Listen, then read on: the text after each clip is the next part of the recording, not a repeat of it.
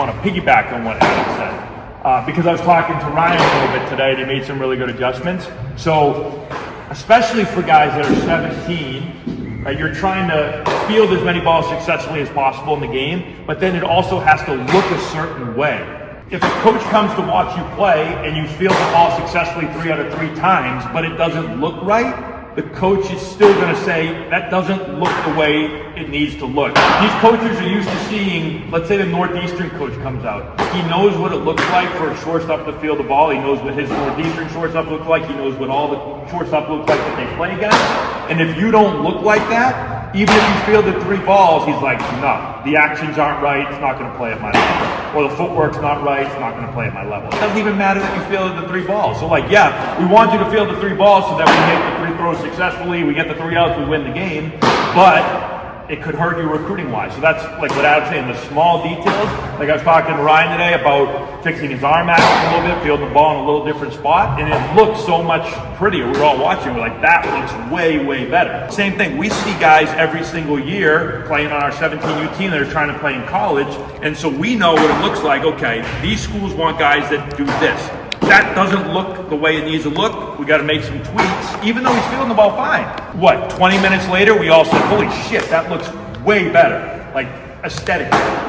Still fielding the ball the same way as far as success rate, but aesthetically it looked much prettier. So now someone watches that and goes, okay, I like that. Especially if you think, coach comes to watch you play, you might only get 1 ground ball. You might get no ground balls, and all you get are the balls in between innings. So all they can see are, what do the actions look like? Do the actions line up with what I normally see on an everyday basis? Or do they watch you, those actions aren't going to play, move on to the next guy. That makes sense?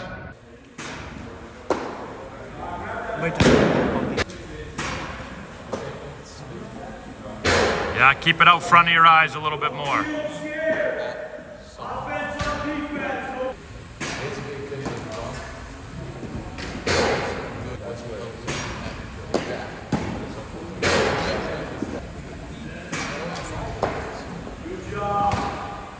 Basically, you know, you have the 5 this position, and they grade it out of that scale. And if you're a 55 plus on those 2, they're like,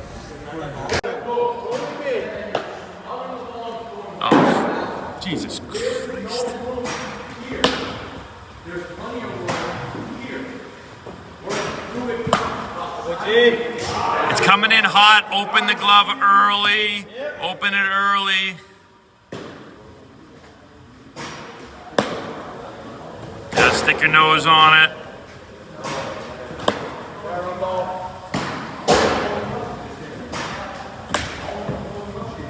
Play from the ground up. Play from the ground up. From the ground up. A couple big things I saw today. First thing, presenting the glove too late, or the way you're presenting it. So we haven't got into it yet because it's so early, but we haven't gotten into our prep step and how we're going to be in this kind of like thumbs up position right here. But once you run after the ball, all you have to do as you start to lower is take your glove and just quarter turn it, fingers down, present it to the ball. Everyone see that? That's it. It's here. You run, turn. So some of you run and then you come up like this and you hold your glove and then you flip it down like this. So it's not like a drawbridge going like that. It's here, open. Some of you come into the ball and you might not hold it, but your glove is literally this way. Some are down, but the back of your glove's facing the ball. And then it's all these like late flips. When you're hitting, you want your barrel in the hitting zone early, right? So that you have a chance to connect with the ball at some point. I want my glove in the fielding zone early. I don't want to be like this and then have to do that last second. It just minimizes the chance the ball goes in the good part of the glove. So open it early. That means lower early. When we say present the glove earlier, it means I got to get down earlier and I got to present the glove earlier. Open it up. Make sure whatever it is we're talking about, everyone here has different actions that you've built up, your habits that you've built up over however many years, and it's not going to be easy to break it unless you really focus on breaking it. So if you have always, let's say we talk about bringing the ball to the center of your chest. If you have always, for the last 7 years, taken the ball and brought it out here like this, then you need to focus as hard as you can on bringing the ball here. If you're not focusing, what are you going to do? Anyone? Bueller?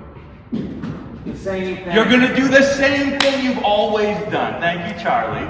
If you're not focusing, you're going to do what your body's built to do. It's autopilot. You're going to do this. So you can't just not focus. You have to focus. So when you're back there and coaches bring the ball center of chest, bring the ball center of chest, you need to field the ball and say bring the ball center of chest. And then next time, bring the ball center of chest. So just like Coach said, he's like, guy will do it one time, he'll turn his head, look back 2 seconds later after he's talked to another player, it's right back to this. Why is that? No focus, or I don't care. I'm just going to do it my way. Both are not good answers. So we wouldn't tell you to bring the ball here if it wasn't going to make you a better player. This is a problem, right? This is not going to work. We'll watch a Major League game when it starts up. I know it's the winter. You're not going to see anyone fielding go like this, but you know how many players we see field the ball, take it to the right, bounces, wobbles, falls over there, safe, right? You're going to see everybody field it on the big league, take the ball, boom, they bring it here, they throw it.